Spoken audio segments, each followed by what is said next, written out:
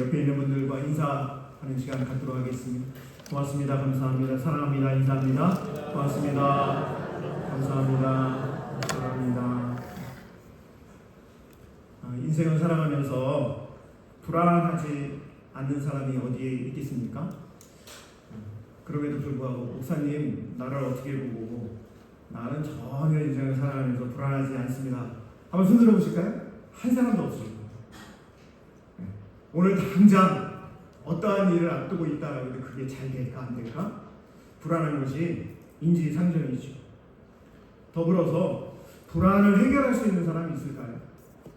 불안을 해결할 수 있는 사람 아마 없을 겁니다. 이 질문에 대해서요, 고대 그리스 사람들은 불안하지. 그래서 그 불안은요 운명으로 생각했대요.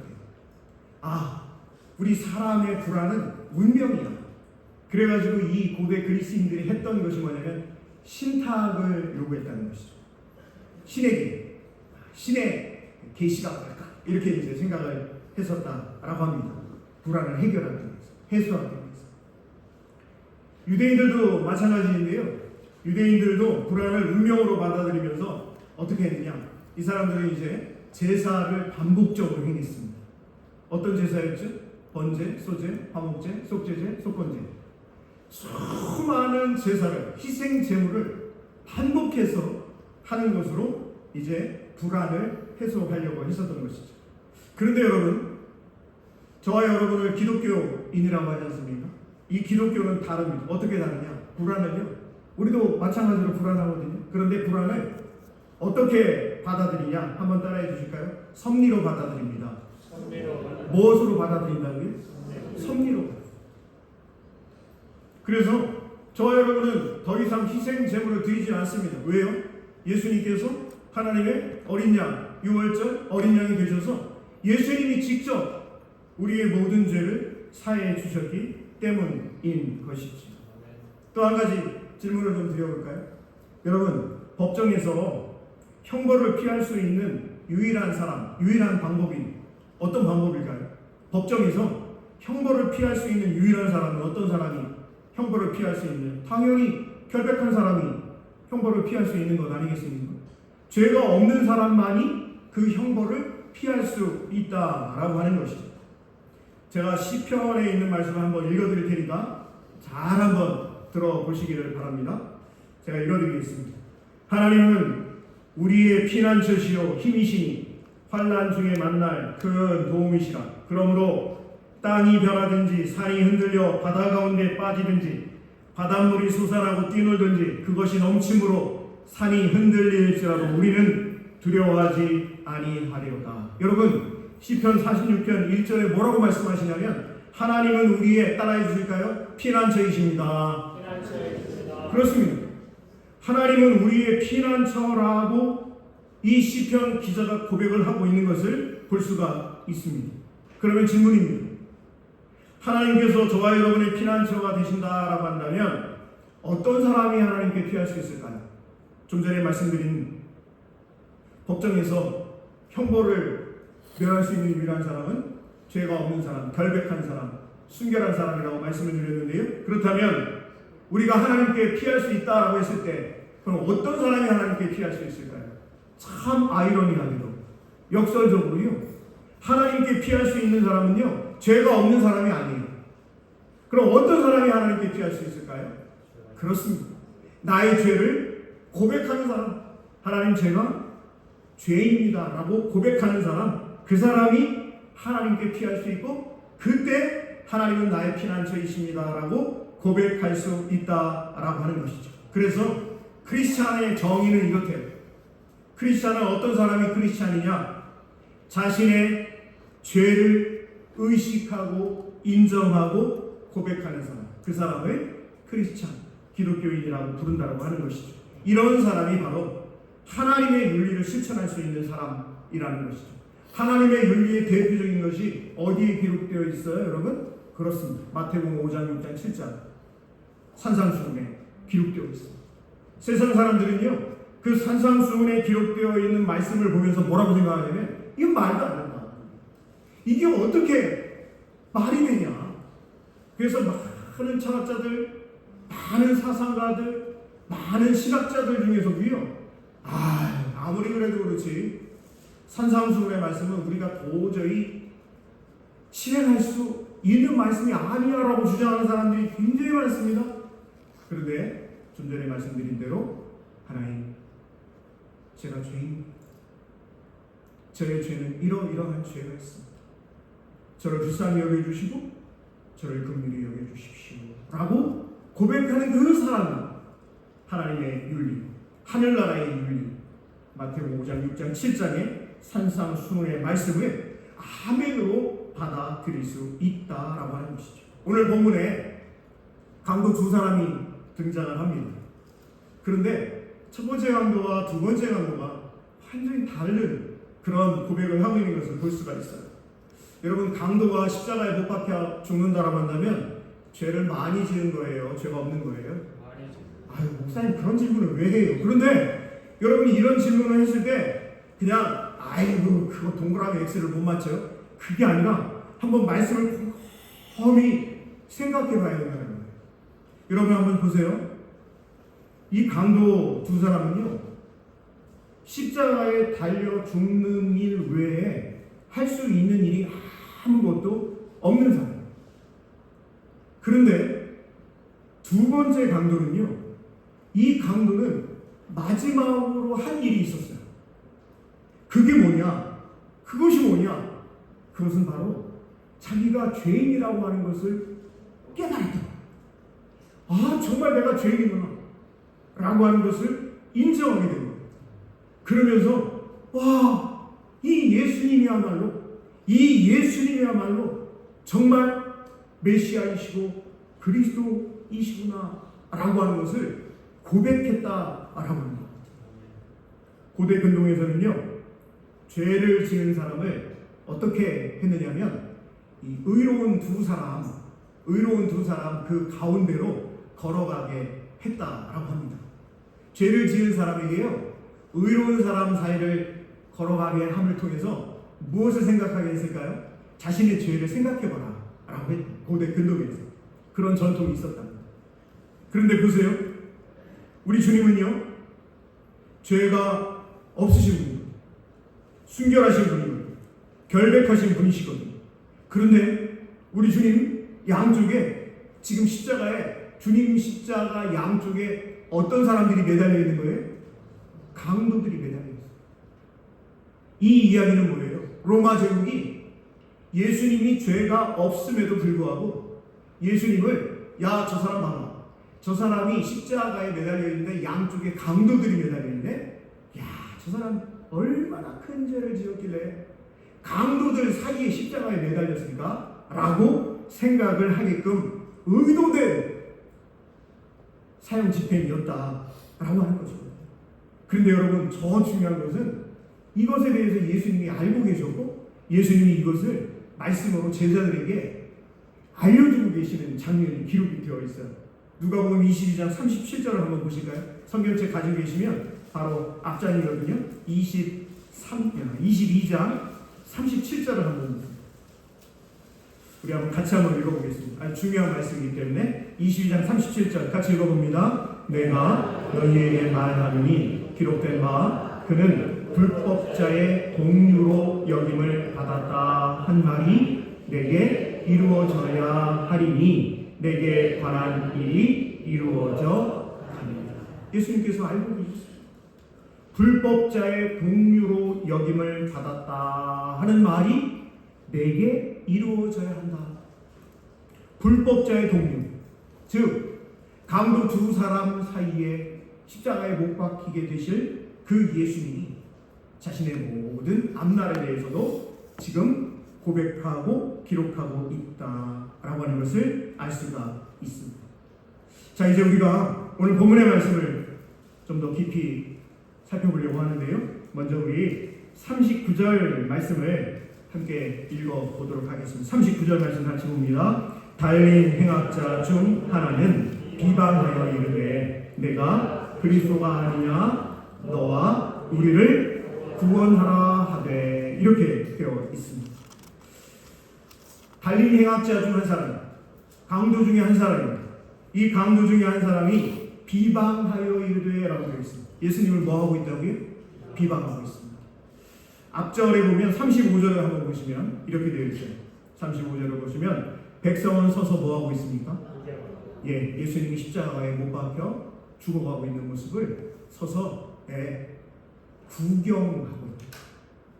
구경거리고 지금 백성들 그리고 관리들이라고 하는 것은 이건 지금 대제사장을 비롯한 종교 지도자들이거든요. 이 관리들은 뭐 하고 있죠? 비웃고 있어. 혀를 끌끌끌 차면서 이렇게 지금 예수님의 죽음에 대해서 비웃고 있는 모습을 볼 수가 있습니다. 36절을 한번 보실까요? 군인들은 뭐 하고 있습니까? 희롱하고 있습니다. 그러면서 오늘 본문 39절의 말씀에 달린 행악자 중 하나는 비방하고 있다라고 기록을 하고 있는 것을 볼 수가 있습니다. 여러분, 이 예수님의 십자가 사건에 대해서 여러 곳에서 기록을 하고 있는 것을 볼 수가 있는데 사복음서 중에 가장 먼저 기록되었다고 알려지고 있는 마가복음의 기록을 제가 한번 읽어드릴 테니까 한번 보실 텐데요. 마가복음 15장 16절부터 제가 한번 읽어드리겠습니다. 마가복음 15장 16절 한번 잘 들어보시기 바랍니다. 군인들이 예수를 끌고 브라이도리온이라는 뜰 안으로 들어가서 온 군대를 모으고 예수에게 자색 옷을 입히고 가시관을 엮어 씌우고 격려하여 이르되 유대인의 왕이여 평안할지어다 하고 갈대로 그의 머리를 치며 또 무엇을 뱉어요? 침을 뱉으니 또 어떻게 하고 있어요? 꿇어 절하고. 지금 예수님을 뭐하고 있는 거예요? 놀리고 있는 거예요. 희롱하고 있는 거예요. 비방하고 있는 거예요. 욕하고 있어요. 20절 보시면 희롱을 다 한 후 자색 옷을 벗기고 도로 그의 옷을 입히고 십자가에 못 박으려고 끌고 나가냐. 자, 이제 예수님을 십자가에 못 박고 난 다음에 말씀입니다. 29절부터 한번 보겠습니다. 29절, 15장 29절. 지나가는 자들은 자기 머리를 흔들며 예수를 뭐하여 이르되? 모욕하여 이르되. 아하, 성전을 헐고 사흘에 짓는 자는 자여 내가 너를 구원하여 십자가에서 내려오라 하고. 31절. 그와 같이 대제사장들도 서기관들과 함께 뭐 하고 있어요? 희롱하며 서로 말하되 그가 남은 구원하였으되 자기는 구원할 수 없도다. 여러분, 백성들, 관리들, 군인들, 심지어 오늘 본문에 기록되어 있는 한쪽 편 강도까지 십자가에 달린 주님을 보면서요, 아이고 잘났다고 그렇게 설치고 다니느니 꼴 좋다 그러면서 지금 놀려대고 있는 거 아니겠습니까? 무능하고 힘없는 한 인간의 모습만을 보고 있지 스스로 메시아여 그리스도라고 주장하다 자신을 포함해 함께 못 박힌 두 강도조차 구원할 능력이 없는 무능한 인간으로 그렇게 평가를 하고 있는 것입니다. 하나님의 아들을 비웃고 희롱하고 비방하고 있습니다. 예수 그리스도의 수모가 어땠는지를 보여주고 있는 것이죠. 그러면서 이 한쪽 편 강도가 너가 그리스도가 아니냐? 너가 그리스도잖아. 메시아잖아. 그렇다면 너와 우리를 구원하라 라고 명령하고 있어요. 뭐 하고 있다고요? 명령하고 있어요. 그런데 이 동사가요, 명령형으로 쓰여 있으면서 이 말을 하는 것이 미완료로 쓰여 있어요. 여러분, 미완료라고 하는 것은 헬라어의 동사의 한 형태인데요. 이것은 어떤 의미를 가지고 있냐면 이 동작이 반복되고 있는, 이 말을 한 것이 한 번으로 끝난 것이 아니라는 거예요. 너가 그리스도가 아니냐? 너가 그리스도라고 한다면 너와 우리를 좀 구원해봐라. 구원해보시지. 왜 구원 못해? 라고 지금 예수님을 비방하고 희롱하고 비웃고 놀리고 있다, 침뱉고 있다 라고 하는 것이죠. 그런데 여러분, 예수 그리스도를 향해서 비웃고 희롱하고 비방하고 침뱉고 욕하고 하는 이 일이 그때 그 십자가상에서만 있었습니까? 아니요. 지금 이 시간에 심지어는 예수님을 믿고 따른다라고 하는 기독교 교인들에 의해서도 자행되고 지속되고 있다라고 하는 것입니다. 본문 40절 41절 말씀 같이 한번 읽어보겠습니다. 40절과 41절입니다. 하나는 그 사람을 꾸짖어 이르되 내가 동일한 정죄를 받고서도 하나님을 두려워하지 아니하느냐. 우리는 우리가 행한 일에 상당한 보응을 받는 것이니 이에 당연하도다. 이 사람이 행한 것은 옳지 않은 것이 없느니라. 이 두 강도 중에 한 사람은 예수님을 욕하고 비방하고 하는데요, 다른 쪽 한편 강도는 예수님의 죽음이 자신들의 죽음과 다르다라고 하는 것을 발견하고 깨닫게 됩니다. 자신들은 행악자로 죄에 대한 정당한 형벌을 받아 죽는 것이지만 예수님의 죽음은 의인으로 형벌을 받을 만한 아무런 죄가 발견되지 않음에도 죽는 죽음임을 고백하고 있는 것입니다. 무엇이 다른 한편 강도를 이렇게 만들었을까요? 어떤 일이 있었기 때문에 이 일이 있었을까요? 여러분, 이 마태복음과 마가복음에 보면 제가 좀 전에 읽어드렸습니다만 십자가상에서의 두 강도가 예수님을 끝까지 욕하고 죽은 것으로 그렇게 기록이 되어 있거든요. 그런데 오늘 본문인 누가복음에서는 다르게 기록이 되어 있다는 거예요. 어떻게 기록이 되어 있어요? 이 한쪽 편 강도는 예수님이야말로 죄가 없는 분이고 하나님이심을 고백하고 있는 것 아니겠습니까? 어떻게 이런 일이 일어날 수 있었을까? 34절의 말씀인데 누가복음 23장 34절 우리 같이 한번 읽어봅니다. 시작. 이에 예수께서 이르시되 아버지 저들을 사하여 주옵소서 자기들이 하는 것을 알지 못함이니. 사랑하는 성도 여러분, 예수님께서요 죄가 없으신 분이시잖아요. 저와 여러분이 다 그렇게 고백하고 있지 않습니까? 하나님의 아들이시잖아요. 메시아이시고 그리스도이시잖아요. 그럼에도 불구하고 저와 여러분을 위해서 온 세상, 온 우주, 만물 모든 죄를 대속하시기 위해 십자가에 못 박히고 계시는 것 아니겠습니까? 그런데 그 예수님이요 자신을 십자가에 못 박는 무리들의 그 죄를 용서하시기를 구하는 기도를 예수님이 지금 하나님께 하고 있어요. 그 고통의 순간에 그 외롭고 정말 얼마나 예수님이 우리말로 하면 우리 이야기로 하면 얼마나 자존심 상하는 일이에요. 그런데도 예수님은요 그 상황에서 자신을 십자가에 못 박고 구경하고 혀를 끌끌끌 차면서 비웃고 희랑하고 욕하고 때리는 그 사람들을 하나님 용서해 주십시오라고 기도하고 있다고 하는 거죠. 그 기도를 들은 한쪽 편 강도가 그 마음에 그 심령에 예수님의 그 기도가 부딪혔고 그의 내면의 변화가 일어났던 것이죠. 십자가에 달리신 주님에 대한 두 강도의 상반된 반응은 사실은 십자가에 대한 모든 인류의 상반된 반응이라고 볼 수 있지 않습니까? 사도 바울은 이 십자가 사건을 이렇게 고백을 하고 있습니다. 십자가의 도가 멸망하는 자에게는 미련한 것이고 구원을 얻는 우리에게는 하나님의 능력이라.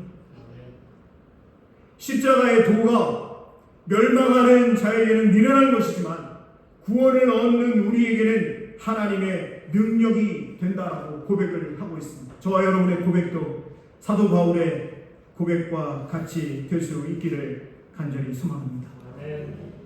42절도 같이 한번 읽어볼 텐데 42절인데요. 같이 읽어봅니다. 시작. 이르되 예수여 당신의 나라에 임하실 때에 나를 기억하소서 하니. 여러분 39절에서 첫 번째 강도는 뭐라고 이야기를 했어요? 너가 그리스도가 아니냐, 너와 나를 구원하라 라고 반복해서 명령하면서 이야기하고 있다 라고 말씀을 드렸잖아요. 헬라어 성경에 그렇게 기록이 되어 있어요. 동사가 그런 동사로 쓰여 있다 이 말이에요. 그런데 42절에 또 다른 강도는 뭐라고 이야기를 하냐면 예수여 당신의 나라에 임하실 때에 나를 어떻게 해달라고요? 기억하소서라고 명령하면서 이 사람도 반복해서 미완료형으로 쓰여 있거든요. 하나님 앞에 간절히 기도하는 마음으로 예수님께 지금 부탁하고 있는 모습을 볼 수가 있습니다. 내가 그리스도가 아니냐 너와 우리를 구원하라 라고 반복적으로 명령을 하고 있는 첫 번째 강도. 두 번째 강도는요, 당신의 나라에 임하실 때 나를 기억해 주십시오 라고 반복해서 간구하고 있는 상황이다 라고 하는 것입니다.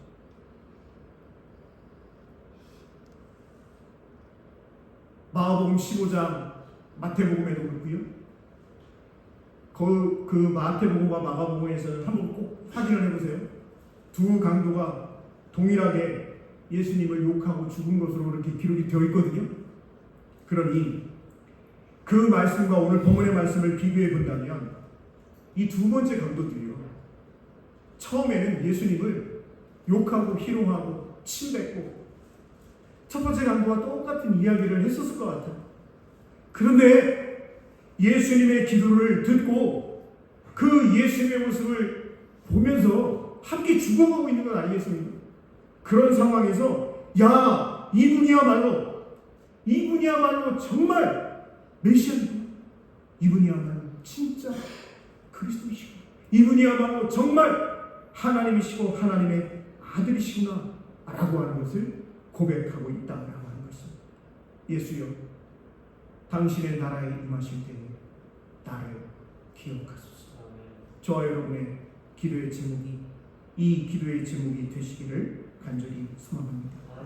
마지막으로 43절 말씀 같이 읽어보도록 하겠습니다. 43절입니다. 예수께서 이르시되 내가 진실로 내게 이르노니 오늘 내가 나와 함께 낙원에 있으리라 하시니라. 사랑하는 성도 여러분, 저와 여러분 우리 모두는 예수 그리스도의 끝없는 용서를 받은 자들입니다. 그 용서의 사랑을 누리고 있는 이들입니다. 우리 역시 죄를 짓고도 죄인임을 인정하지 않았던 삶이었습니다. 그런 저와 여러분 우리가 이제 죄인임을 인정하고 겸손하게 예수님을 주님으로 섬기는 것은 바로 주님의 용서의 사랑이 있었기 때문입니다. 만약에 여러분 예수님이 십자가에 못 박히셨는데 사람들이 구경하고 비웃고 침뱉고 때리고 욕하고 온갖 예수님에 대해서 비방하는 이러한 일이 있을 때, 아 하나님 잠시만요, 내가 잠깐 십자가에 내려왔다가 하다못해 쟤네들 꿀밤이라도 한 대씩 때려주고 다시 매달릴게요. 만약에 그랬다면, 실제로 이런 이야기가 있어요. 이런 논리가. 이것은 예수님의 최후의 유혹이라고 합니다. 마귀가요, 예수님 공생에 시작하시고 하시려고 하실 때 세례를 받으시고 하나님이 이는 내 사랑하는 아들이요 내 기뻐하는 자다, 너희는 이 말을 들으라 라고 하는 그런 음성을 듣고 나서 곧바로 광야에서 40일 금식기도 하시면서 누구의 유혹을 받았어요? 그래요, 마귀 사탄의 유혹을 받으시지 않으셨습니다. 마귀 사탄은요, 예수님을 끝까지 유혹하는 거예요. 그래서 마지막 유혹이라고 하는 것입니다. 주님은 십자가에 못 박혀 죽으시는 순간에도 자신을 못 박은 자들을 위해 간절한 용서의 기도를 드리고 계십니다. 그리고 이 용서의 사랑이 죽음의 순간까지도 증오와 원망으로 가득 차있던 한 강도의 마음을 녹이고 회개하게 했던 것이죠. 우리 역시 예수님의 양편 십자가에 달린 강도처럼 죄를 깨닫지도 못하고 살아가는 자였으나 주님의 용서의 사랑 때문에 죄에서 구원받고 하나님의 자녀가 될 수 있었으니 저와 여러분이 하나님 앞에 서는 그 순간까지 하나님의 영광을 드러내는 삶을 살아가실 수 있기를 간절히 소망합니다. 오늘 이 본문을 통해서 많은 성경학자들이 도전을 주고 있는 것이 있는데, 그게 뭐냐면 여러분 바로 이 강도가 달린 그 십자가예요. 우리 주님이 달리신 그 십자가예요. 사실은 누가 못 박혀야 된다는 거예요? 바로 나 자신. 바로 나 자신이 예수님이 달리신 그 십자가예요. 강도들이 못 박힌 바로 그 십자가에 내가 달려야 한다. 라고 하는 것을 도전하고 있습니다. 바로 그때야만 구원이 완성되기 때문입니다. 빅터 프랭클은 이렇게 이야기합니다. 인생이 대단한 것은 아니다. 여러분, 인생이 뭐 대단한 것이 있겠습니까? 그런데 빅터 프랭클은 인생이 대단한 것은 아니지만 대단한 일을 위한 기회, 그 기회를 이용하여 하나의 작은 사명을 완수하는 것은 영혼을 얻는 일이다 라고 이야기하고 있습니다. 말씀을 마치겠습니다. 저와 여러분은 기독교인 크리스찬입니다. 기독교인 크리스찬은요, 형벌을 병이 아닌 약으로 보는 사람들이 크리스찬입니다. 형벌을 병이 아닌 약으로 볼 수 있는 사람들, 그 사람들을 바로 크리스찬이라고 하는 것이죠. 제가 한 군데 말씀을 읽어드리려고 하는데 잘 한번 들어보시기 바랍니다. 내 형제들아, 너희가 여러 가지 시험을 당하거든 온전히 기쁘게 여기라. 이는 너희 믿음의 시련이 인내를 만들어내는 줄 너희가 알미라. 내 형제들아, 너희가 여러 가지 시험을 당하거든 온전히 기분 나쁘게 여기라? 아니요. 여러 가지 시험을 당하거든 온전히, 따라해 주실까요? 온전히 기쁘게 여기라. 그게 크리스천이에요. 그게 저와 여러분이라는 거예요. 그게 하나님의 구원을 이루어가는 사람들의 책임이라고 야고보 사도가 고백하고 있습니다. 사랑하는 성도 여러분, 회심한 이 강도, 오늘 본문 말씀입니다. 이 사람을요, 뭐라고 평가하는 사람들이 있냐면 가장 탁월한 선교자예요. 오히려 세례 요한보다, 스데반 집사님보다, 바울 사도보다 더 탁월한 선교자가 바로 이 두 번째 강도, 회심한 강도가 가장 탁월한 선교자다라고 평가를 하고 있습니다. 이 사람은요, 죽어서 천국 낙원에 이른 것이 아니라 십자가상에서 예수여, 당신의 나라에 이를 때에 나를 기억해 주십시오 라고 고백했던 예수님께서 오늘 너희가 나와 함께 어디에 이르리라? 낙원에 이르리라. 기도하겠습니다. 사랑과 풍성하신 하나님, 우리에게 하나님의 말씀을 함께 읽고 묵상하고 이 말씀대로 살아가겠습니다 다짐하고 결단하는 시간을 허락하여 주시니 감사합니다. 죽어서 천국, 죽어서 낙원이 아니라 십자가상에서 하나님 나라를 경험했던 이 두 번째 강도, 회심하는 강도의 모습을 통해서 우리가 진실로 하나님 앞에 경건하게 말씀으로, 복음으로 나아가게 하여 주시옵소서. 예수님 귀하신 이름으로 감사하며 기도드립니다. 아멘.